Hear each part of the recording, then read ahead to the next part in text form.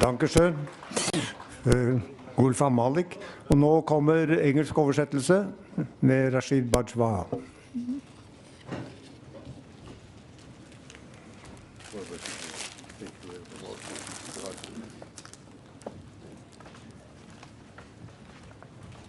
In the name of Allah, the most gracious, the most merciful.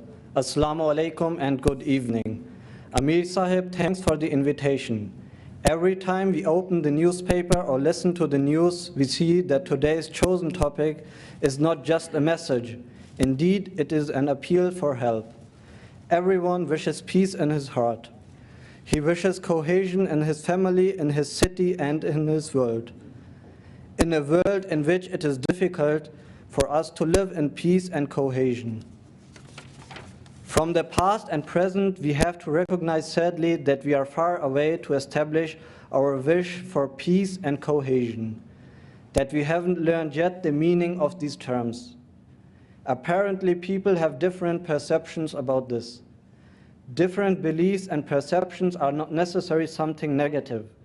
The diversity of opinions and the possibility to express them are a part of democracy. But terror, extremism, and also racism try to destroy peace and social cohesion. We can encounter these threats just through dialogue with all people, also with dissidents, through exchange of opinions and through recognizing one another.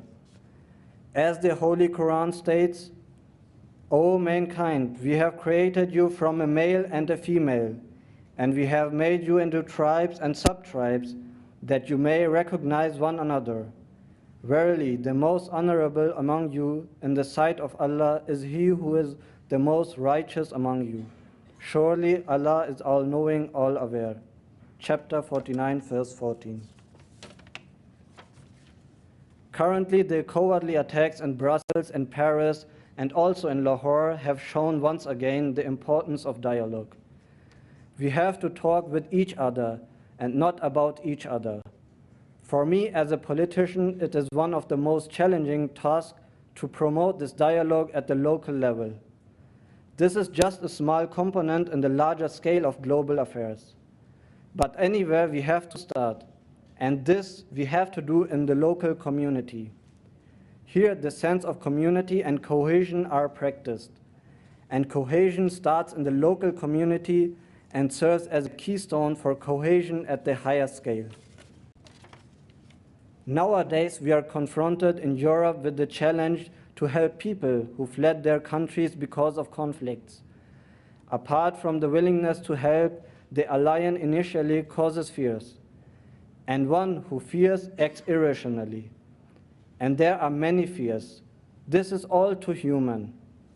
To this, we can just respond that where suddenly people of different cultural background and social structures clash, we have to engage in dialogue. We have to overcome the fears through dialogue. We are proud of our common social values. Our social responsibility lies in defending these values against extremism, violence, and terror. So, what does it mean for us? It means we have to strengthen our efforts for a real integration, because integration is necessary for the social cohesion. Otherwise, parallel societies will emerge. Integration is successful when the immigrants see themselves as citizens of the new homeland, and when they are being seen as neighbors.